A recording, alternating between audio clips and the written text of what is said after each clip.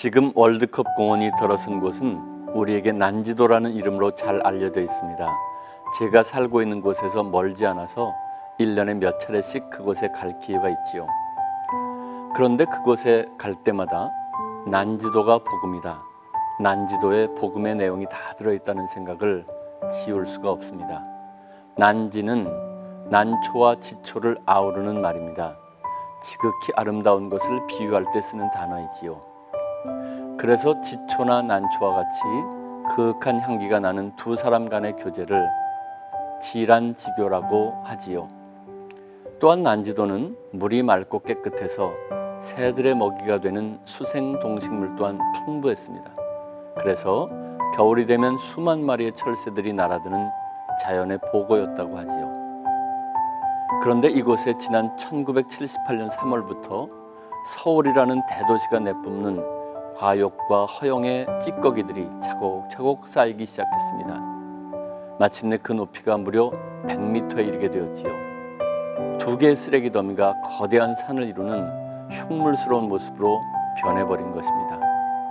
그때부터 그곳에는 은은한 꽃향기 대신 악취가 코를 찌르고 아름다운 새들 대신 파리떼가 들끓게 되었습니다. 뿐만 아니라 매립된 쓰레기 더미에서 유해가스와 폐수가 발생해서 가까운 지역의 생태계를 파괴시키기도 했지요.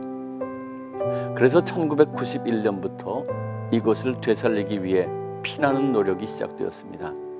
그 결과 지금의 하늘공원과 노을공원이라는 친환경적인 모습으로 다시 태어나게 되었지요.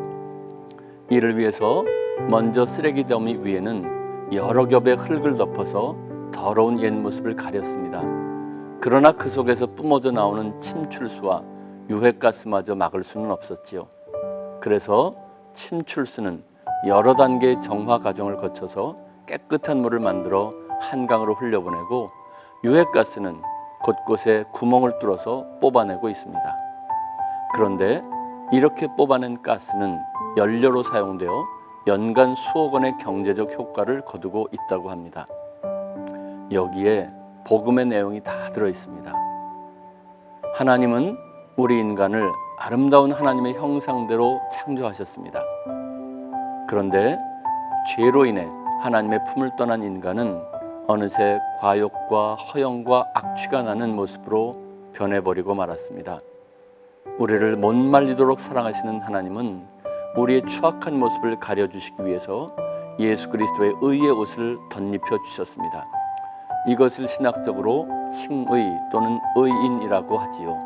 칭의, 의인이란 말은 우리가 구원을 받은 후에도 여전히 추악하고 더럽다는 것입니다. 다만 그런 우리를 의롭다고 여겨주시겠다는 뜻이지요. 그래서 우리가 구원을 받은 후에도 우리 속에는 여전히 침출수와 유해가스 같은 더러운 악이 끊임없이 흘러나오고 있습니다.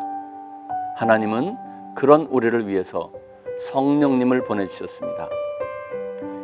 우리가 그분의 이끄심을 따라 살기만 하면 우리 안에서 흘러나오는 썩은 물은 정화시켜서 은혜의 바다로 흘려보내고, 죄로 인해 생긴 독가스는 다른 사람을 섬기는 도구로 사용하시는 것입니다. 그러므로 우리는 스스로 깨끗한 줄 착각해서는 안 됩니다. 우리의 깨끗하고 거룩해 보이는 겉모습은 한꺼풀만 벗겨내면 추악하고 악취가 납니다. 뿐만 아니라 우리 속에는 지금도 독가스가 가득 차 있고 쉴 새 없이 썩은 물이 흘러나오고 있지요. 그러나 절망할 필요는 없습니다. 하나님은 우리의 체질을 아십니다.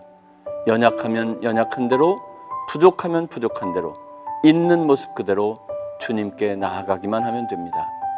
그러면 주님이 우리의 허물은 덮어주시고 삐뚤어진 것은 고치셔서 당신의 도구로 쓰실 것입니다. 그러므로 참된 행복은 결코 멀리 있지 않습니다. 오직 주님 안에 있습니다. 주님이 주시는 은혜 안에서 행복한 삶을 살아가시기를 축복합니다.